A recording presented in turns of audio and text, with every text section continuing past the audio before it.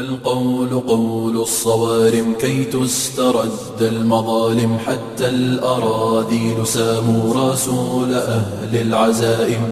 Assalamu alaikum, everyone. Today we're talking about Vlad the Impaler. So, to understand this really crazy story, we first need to talk about Vlad's father.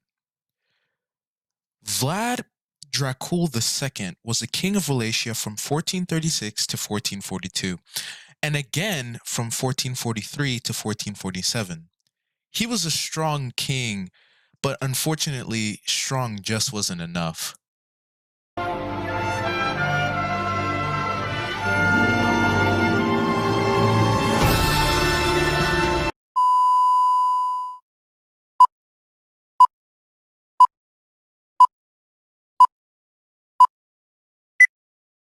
After the death of the king, Vladislav II became the new crown king of Wallachia, where he was the ruler from 1447 to 1456.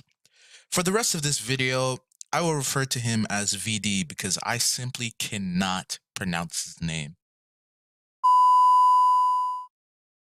Because VD was the enemy of Dracula's father, this forced Dracula and his younger brother Radu the Handsome to flee to the Ottoman Empire. After fleeing to the empire, Vlad and his brother under the Ottomans were tutored in science, philosophy, and the arts. Vlad also became an exceptional horse rider and a very skilled warrior. During his early to mid-20s, Dracula would lead an army of mercenaries to take the head of VD. They were indeed successful. Dracula completely destroyed VD in one-on-one combat. This event would mark the beginning of Count Dracula. Sun should be risen by now, should it not?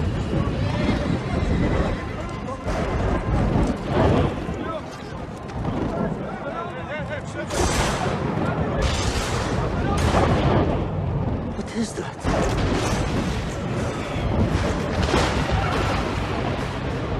It is the prince. He is coming.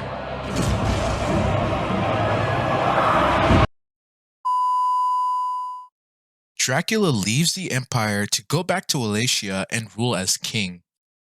Now, I just want to warn everyone, this section of the video is going to begin to get very graphic. Now, in no way am I condoning what this guy did. He's a horrible person for doing this, but yeah, just watch at your own discretion. Dracula was not one to show mercy to his enemies. He would often decapitate them and impale them. Impaling was an extremely brutal way to kill someone. The process would usually last a couple of days with the person still being alive. Dracula would have his soldiers stick a wooden stick into the bottom side of an enemy soldier, and then position the stick upright so the soldier would slowly fall down. Dracula would impale thousands of enemies, often just leaving them for dead on the battlefield.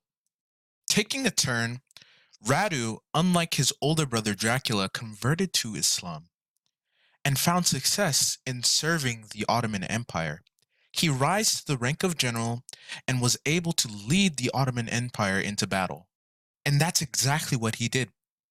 Radu led the Ottoman army to fight and kill his brother Dracula. The battle was a long and hard one, but ultimately the Ottomans were victorious. To commemorate their victory, the Ottomans put Dracula's head on a spike for the whole town to see. Anakin! I have the high ground! You underestimate my power!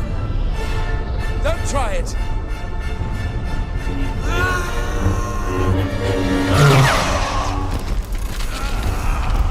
Looks like Dracula's vampire powers just weren't strong enough.